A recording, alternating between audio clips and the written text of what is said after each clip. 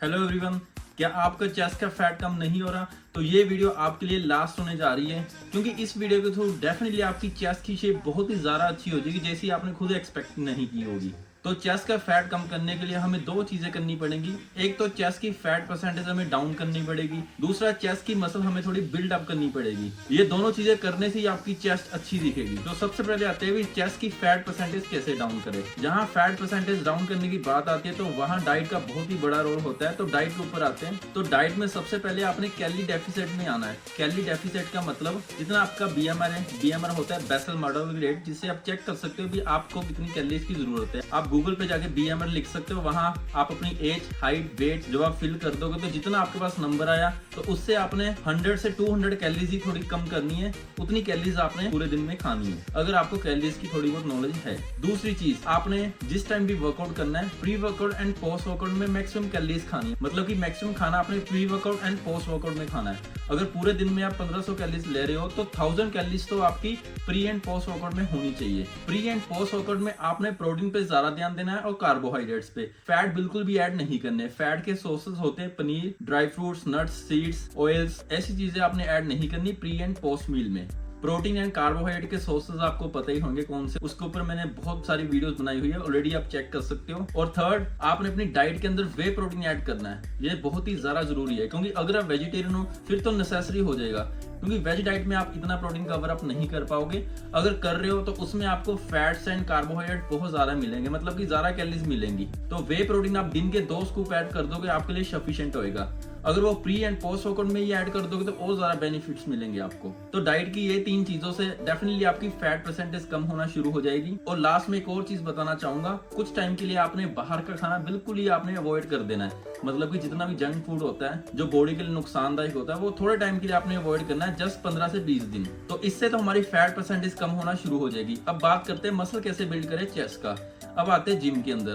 तो जिम में आपने वीक में 2 बार चेस्ट का वर्कआउट करना है। फॉर एग्जांपल आप एक दिन कर रहे हो मंडे, तो सेकंड डे आपका 3 दिन बाद होना चाहिए, उस हिसाब से आपने प्लान करना है। बट वर्कआउट कैसे करना है वो भी मैं आपके साथ शेयर कर देता हूँ। तो फर्स्ट डे आपने जो भी चेस्ट की एक्सरसाइजेस करनी है उसके अंदर आपने उतना वेट लिफ्ट करना है जिससे आप मैक्सिमम 4 to 6 रेपिटेशंस कर पाओ, इससे ज्यादा नहीं। अगर कर पा रहे हो तो और वेट आपको ऐड करना पड़ेगा, क्योंकि आपको हैवी स्ट्रेंथ ट्रेनिंग करनी पड़ेगी। ये आपने फर्स्ट वर्कआउट दिन करना है। इससे हुआ क्या, आपका टेस्टोस्टेरोन हार्मोन बहुत ही ज्यादा बूस्ट अप होएगा। इनकी चेस्ट की शेप अच्छी नहीं होती, मैक्सिमम देखा है उनके अंदर टेस्टोस्टेरोन हार्मोन की बहुत कमी होती है, इसलिए आपके मसल अच्छे से बिल्डअप नहीं होते।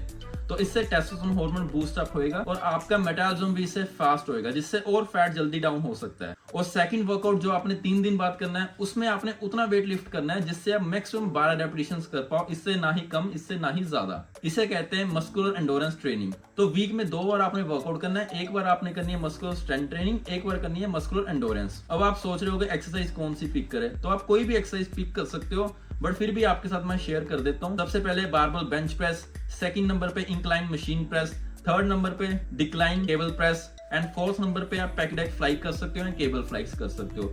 4 एक्सरसाइजेस आपके लिए सफिशिएंट होंगी। अगर फिर भी आप एक एक्सरसाइज और ऐड करना चाहते हो तो वहां आप इंक्लाइन डंबल फ्लाई ऐड कर सकते हो।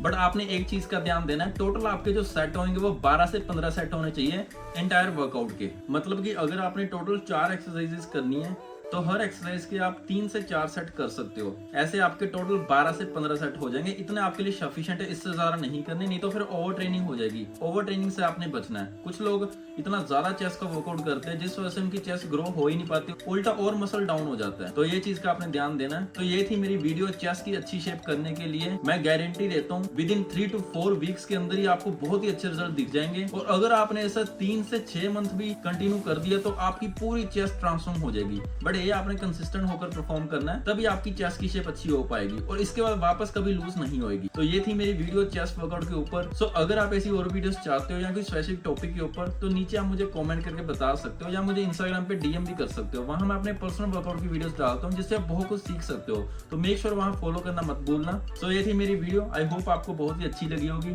So thanks for watching. मिलते हैं नेक्स्ट वीडियो में।